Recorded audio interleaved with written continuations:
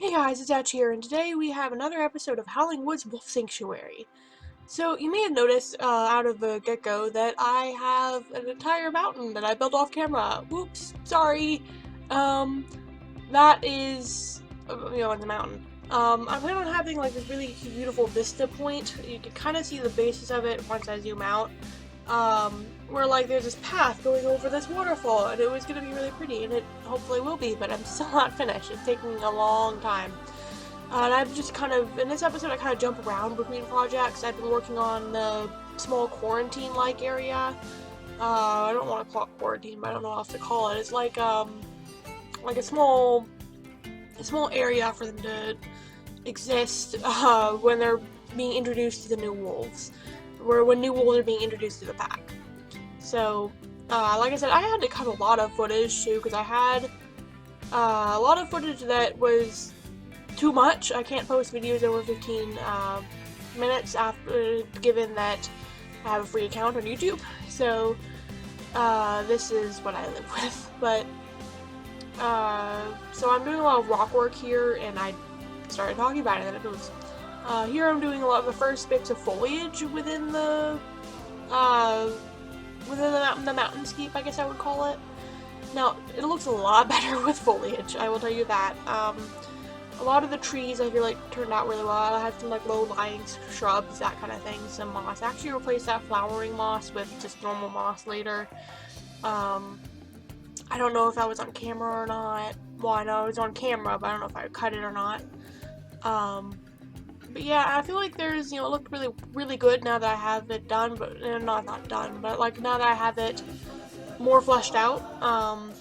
But it probably won't be done for a while, but especially because I have to work on that area on the other side that you can't see yet, where there you go, like where the path kind of dips, and then you see the, how do I word it? Where the path, that path splits, and you can walk two different directions, and then it joins back up again. And one direction goes over the waterfall, and one direction you can do so you can see it from afar. And I have to work more on that section between the section between the two paths. So hopefully that will turn out better. But I'm doing a lot of tree work here. I've had to do like clusters of similar tree species. I didn't think about it until later, but like, I need to, I'm assuming this part of the map would be part of the wolf exhibit, but then I realized, I'd have to have fencing, for one, and two, and maybe this is just a fancy thing, I don't know, but a lot of the foliage is not suitable exactly for the habitat of the wolves. Most of it is, I think, but not all of it, so we'll see, but I'm gonna have to go back and look at it and maybe redo it if I plan on having wolves in that area. I might just have the wolves go around that area. Because I think it turned out really nice the way it is. I don't really want to change it. So hopefully I can keep it the same. But, yep, I have a lot of little dead trees near the bottom. Like I said, none of this is really finished, and I think I jump into the next cut in a bit. But, you can kind of see the prototype version of what I'm doing there. So that's that, and here's the next cut.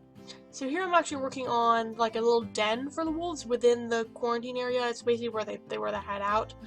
I'm not quite happy with the inside of this den, but we're not there yet. But I feel like because I couldn't put a lot of plants in there, except for like maybe near the entrance, because there's no light in there. I don't know what will grow.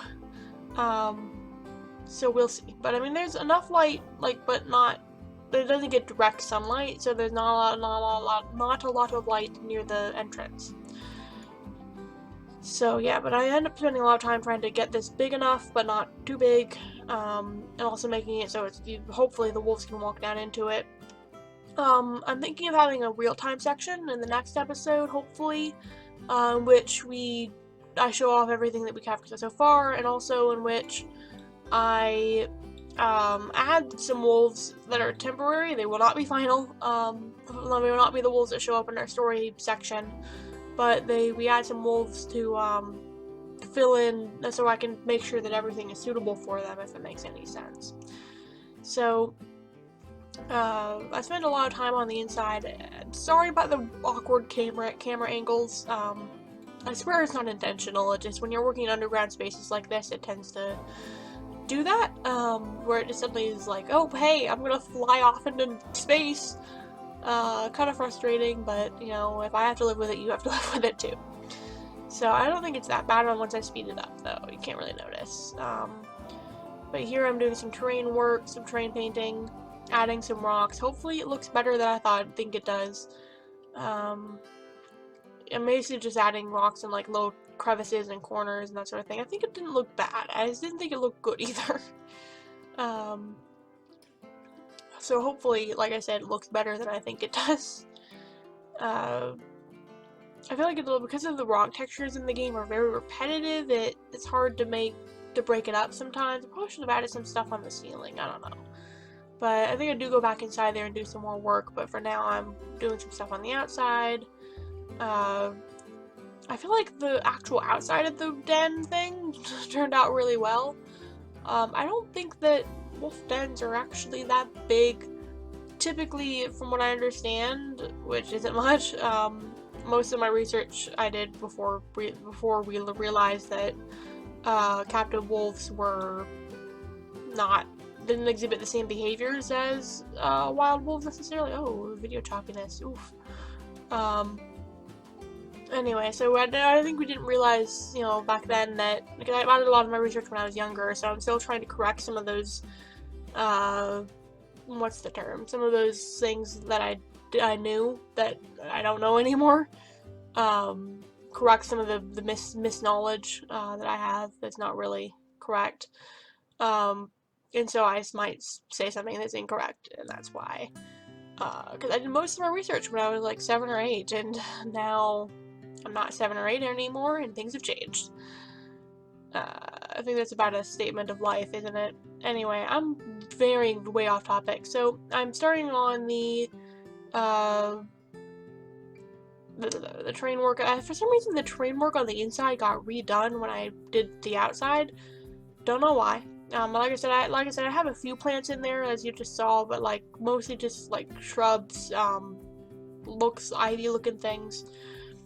Like I said, I don't think it looks bad. I just don't think it looks good either. I think it'll look a lot better with a lot more plants, but then that wouldn't make logical sense. For some reason, the bedding kept on wanting to flatten the terrain even when I turned off the flatten terrain option. So, oh well.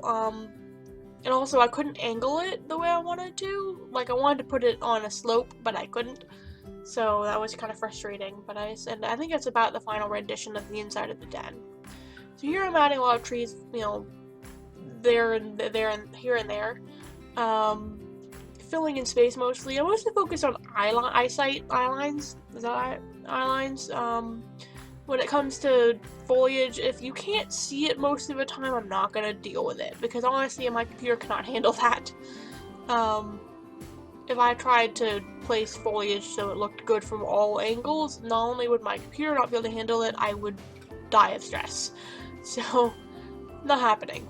I have a little water pump in there. I added it after the fact, and some more foliage. Those manzanita bushes are lifesavers. Don't dish the what's the word? Don't dish the manzanita bush. They're good. Great space savers. Not space savers, space fillers.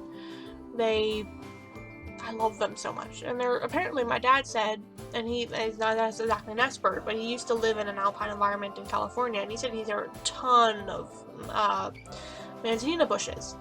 And so hopefully I'm being relatively not unrealistic. Relatively realistic there. So I'm trying to like create this sort of look that it's really forested and really big. That it has a lot of undershrubbery, but then if you look behind the actual sightline, you can't see. It's like well blank. Again, it's just to create a look. If you can't see it, I don't care about it. That's my motto. So here I'm just creating some more foresty stuff. Like I said in the last episode, the deciduous areas are more lowlands, where there's not a high elevation, and then there's more alpine environment in the higher elevations. So I feel like this is kind of on the edge of between alpine and deciduous, the base height is. So we'll see about that. So just a second ago I was adding some foliage on the other side of the fence so that you could see that like the forest kind of carries over the fence, so the fence was built after the forest. So that's, interesting, but I haven't really fleshed out that area yet. So yeah, I think I'm just adding some finishing touches for this episode, and we will be hanging up here shortly. So I'll see you guys later. Bye!